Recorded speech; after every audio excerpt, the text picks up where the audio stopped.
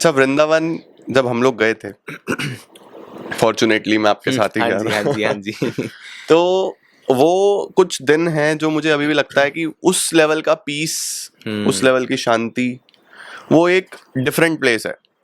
मतलब ऐसा है कि जैसे वो प्लेस इस अर्थ पे है ही नहीं, कुछ अलग है। अब कुछ लोग जाते हैं, वो लोग नॉर्मली गए, उन्होंने कुछ सोशल मीडिया के लिए चीजें हाँ, शूट करी और वीडियो आ गई, रील्स बना उनको ली। कुछ फील नहीं होता, क्योंकि मैं लोगों से हाँ बात जी। करता हूँ तो उनको लगता है it is a normal place. But हम लोग जब गए थे तो मुझे इंटरनली एक मेंटल पीस, एक ऐसी चीज फील हुई थी कि कुछ तो सुपर पावर है, कुछ तो एक पॉजिटिव वाइब्स, एक सराउंडिंग है। तो वृंदावन को हम एज अ प्लेस कैसे डिफाइन कर सकते हैं? वृंदावन, जैसे आपने अभी कहा ना कि ऐसा लगता है कि पूरी अर्थ पर ऐसा, पूरी पृथ्वी पर ऐसा कोई स्थान नहीं होगा। हाँ। रियलिटी में ये है हम्म। कि वृंदावन, ब्रह्मा जी को श्री ठाकुर जी ने, श्री हरि ने आदेश दिया था कि ब्रह्मा जी आप पृथ्वी बनाओ। हम्म। ब्रह्मा जी ने पृथ्वी बनाई, पूरी पृथ्वी ब्रह्मा जी ने बना दी। 2 स्थान नहीं बनाए थे जो आज के समय में पृथ्वी पर है। 2 स्थान कौन से? एक तो काशी, हम्म। काशी महादेव की नगरी है, बिल्कुल। वो ब्रह्मा जी के द्वारा नहीं बनाई गई। अच्छा। और दूसरा वृंदावन, पूरा ब्रजमंडल। ब्रजमंडल जो है वो श्री गोलोक में प्रकट हुआ था श्यामा श्याम के हृदय से। अच्छा। श्री किशोरी जी ने ठाकुर जी को कहा कि श्याम सुंदर, आप और हम एकांत में रहते हैं, कोई एक ऐसा स्थान होना चाहिए, कोई ऐसा वन होना चाहिए जहां पर हम आराम से अपनी लीला कर सके। तब श्री ठाकुर जी के हृदय से एक दिव्य लोक प्रकट हुआ, एक स्थान प्रकट हुआ जिसका नाम है श्री ब्रजमंडल। उसी में है श्री वृंदावन। ओके। फिर जब श्री ठाकुर जी अपना अवतार लेने लगे, श्री कृष्ण ने कहा कि मैं अवतार लूंगा द्वापर में। श्री किशोरी जी ने भी कहा कि हम भी जाएंगे। गिरिराज जी जो है गोवर्धन पर्वत, वो भी उस ब्रजमंडल में श्री कृष्ण के हृदय से प्रकट हुए थे, गोलोक में। गिरिराज जी ने कहा प्रभु आप जा रहे हो तो मैं क्या करूंगा यहाँ पर, मैं भी आ रहा हूँ। गिरिराज जी भी पृथ्वी पर आ गए। यमुने महारानी ने कहा आप जा रहे हो, सब जा रहे हैं, मैं यहाँ क्या करूंगी, मैं भी आ रही हूँ। यमुने महारानी भी आ गई पृथ्वी पर। तो वृंदावन ने कहा जब सारे जा रहे हो तो मैं यहाँ अकेला क्या करूंगा, ठाकुर जी आपके चरणों के बिना मैं नहीं रह सकता। तो वृंदावन भी आ गया। तो पहले वृंदावन और गिरिराज और यमुने महारानी आ गई, फिर श्री श्याम सुंदर आ गए। वृंदावन की एक विशेष बात यह है कि कितने मंदिर बन गए, आज के समय में बन भी रहे हैं, सुंदर सुंदर है, कितने बढ़िया है। पर ये उस समय के नहीं है जिस समय श्री कृष्ण थे। उस समय की 3 चीजें आज भी वही हैं जो श्री कृष्ण के चरणों को स्पर्श कर चुकी हैं। उसका पहला प्रमाण है श्री गिरिराज।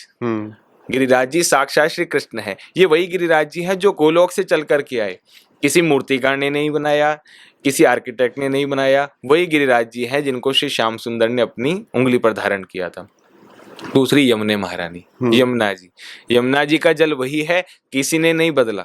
यमुना जी आज भी वहीं से जाती है, वही जल है जिस जल में श्री श्याम सुंदर ने कालिया नाग को पराजित किया था। यमुना जी वही है। और तीसरा वृंदावन की भूमि, वो रज मिट्टी, वृंदावन की माटी वही है। क्योंकि माटी तो कोई नहीं बदल सकता, कितने ट्रक ले आओगे तब भी वहां की माटी सारी नहीं बदली जा सकती। नीचे चली गई होगी समय के अनुसार, बट है वो वही माटी, क्योंकि उस माटी ने श्री कृष्ण के चरणों को चूमा है। अब वो इसलिए क्योंकि जब तक श्री ठाकुर जी वृंदावन में थे ना, ठाकुर जी के कुछ नियम थे। कृष्ण ने कभी भी वृंदावन में अपने पाँव में खड़ाऊ, कोई जूती कुछ नहीं पहनी। नंगे चरण ठाकुर जी विचरण करते थे। वृंदारण्यम स्वपद रमणम प्राविशद गीत कीर्ति। ठाकुर जी नंगे चरण वृंदावन की भूमि में रमण करते थे।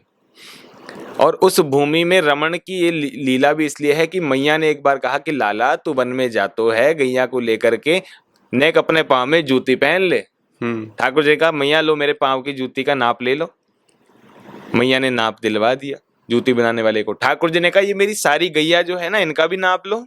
इनको तो एक गैया को 2-2 जोड़ी चलेंगी, इनके 4 चरण हैं। तो मैया ने कहा लाला गैया नहीं पहनती खड़ाऊ जूती। तो ठाकुर जी कहते मैया मैं अकेला पहनूं? मैया ने कहा हाँ।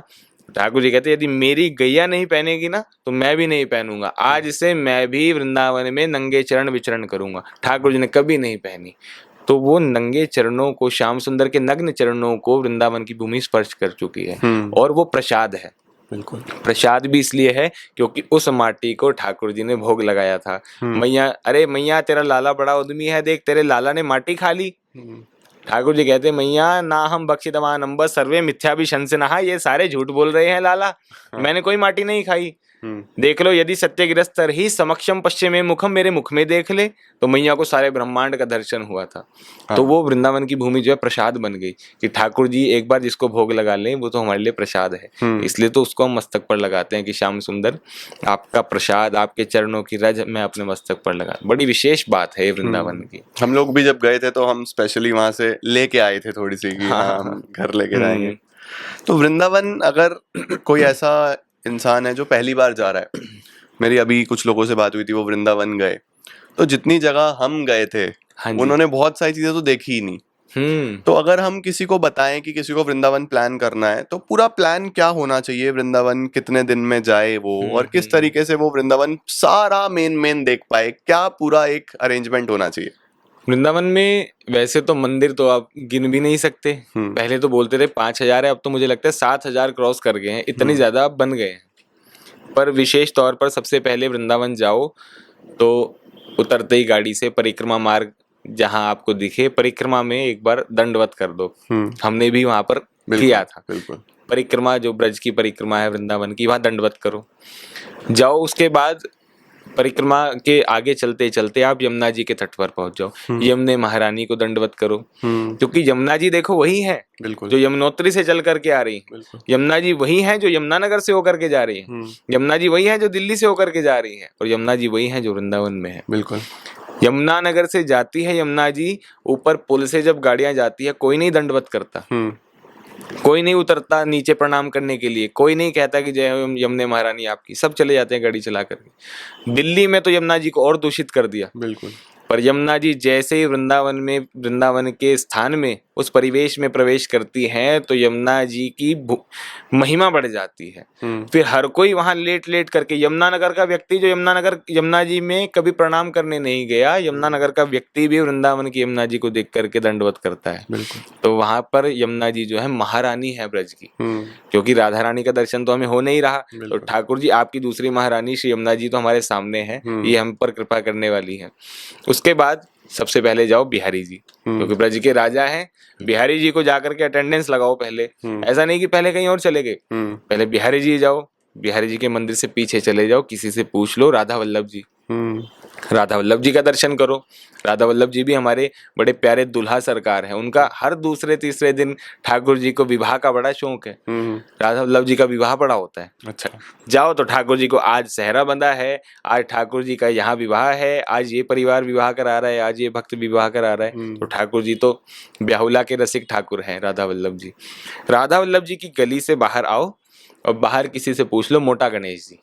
मोटा गणेश जी जाओ, गणेश जी की महिमा है वहां पर।